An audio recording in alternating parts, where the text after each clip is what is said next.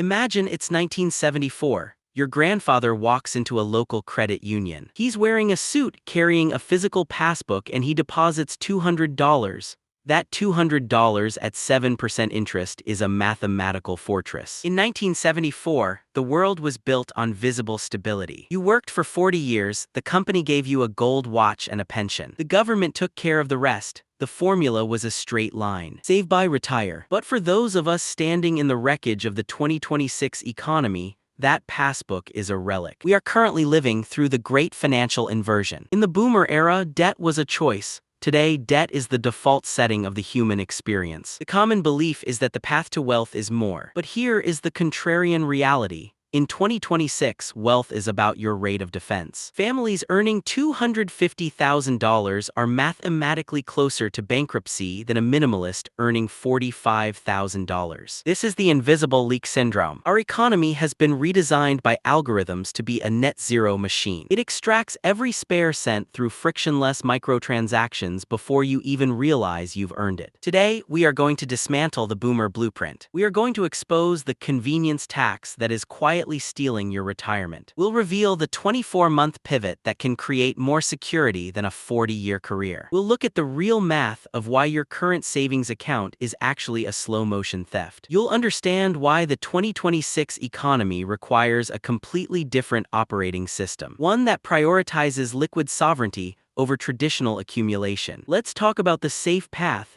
The boomer strategy was built on fixed assets. You bought a house, you stayed in it for 30 years, and that was your retirement plan. But in 2026, the real math of homeownership has mutated. Consider Elias and Sarah, both 35. Elias follows the 1980s manual. He buys the largest house the bank will allow. Sarah, however, chooses a strategic small life. She puts the monthly difference into a diversified liquidity fund. By year 10, Elias' house has appreciated 4% annually. He feels wealthy. But Elias is ignoring the maintenance multiplier. In 2026, the cost of labor, materials, and property taxes has outpaced inflation by 2x. Elias has spent $140,000 on invisible costs that added zero value to his life. Sarah's liquidity fund, meanwhile, has tripled. When Elias' company restructures in 2026, he is trapped. He cannot sell the house quickly without losing 10% in fees. He has asset paralysis. Sarah, however, has optionality.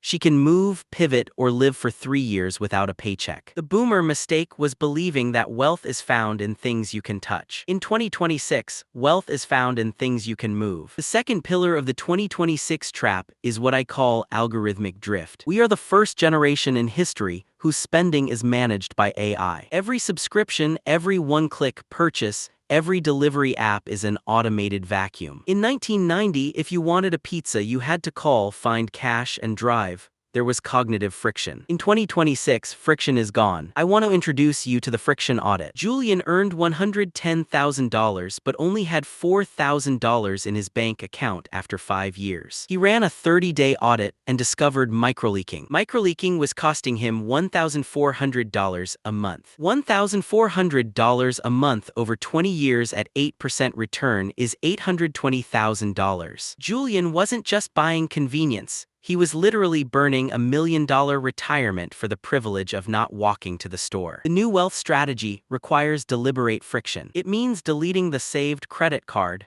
It means the 72-hour deceleration. In an economy designed to make you spend at the speed of light, the only way to win is to move at the speed of a human. To survive the 2026 economy, we have to address the velocity of waste. In the US, we have been conditioned to believe that new is a quality. We replace phones that still work because we are terrified of looking stagnant. But wealth in 2026 is built in the used space. High net worth individuals in 2025 are increasingly invisible. They aren't the people in the Tesla Model S. They are the people in the 2018 Toyota Avalon. Why? Because they understand depreciation arbitrage. If you buy a new vehicle for $55,000, you are paying a $15,000 ego tax the moment you drive it off the lot. That $15,000, if invested, is worth $60,000 in 15 years. The quiet wealth practitioner lets someone else pay the ego tax. They buy the asset after the depreciation curve flattens. This applies to everything: technology, furniture, even housing. The boomer strategy was to buy the best you could afford. The 2026 strategy is to buy the most reliable thing you can ignore. When you stop caring about the arrival signal, you stop being a servant to the economy. If you feel trapped in the high-income poverty cycle, you need the 24-month pivot. This isn't a budget, it's a structural realignment. Phase 1, the fixed cost cull. Most people think they have a spending problem, they actually have a fixed cost problem. Your mortgage, your car payment, your private school tuition, these are the bars of your cage. The pivot requires reducing your fixed costs to 50% of your income. Downsize the house or sell the car.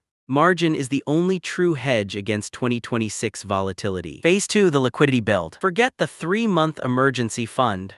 In 2026, you need 18 months of sovereignty. This is the walkaway fund. When you have 18 months of cash, you don't work out of fear, you work out of choice. This completely changes your value in the marketplace. Phase 3, the asset diversification. The boomer strategy was all in on the 401k. The 2026 strategy is multi-point access. You need tax-advantaged accounts, yes, but you also need accessible capital. You need investments that don't have a 59-and-a-half-year-old gatekeeper. Ultimately, the 2026 economy is a test of sovereignty. Conventional wealth is measured by what you can buy. Quiet wealth is measured by what you can refuse. Can you refuse the promotion that requires 60 hours a week? Can you refuse the status upgrade your neighbors are doing? Can you refuse the debt-fueled lifestyle that everyone around you considers normal? The boomer formula failed because it assumed the world would stay slow. It assumed inflation would be predictable and that institutions would be loyal. It assumed that $1 million was a finish line. In 2026, $1 million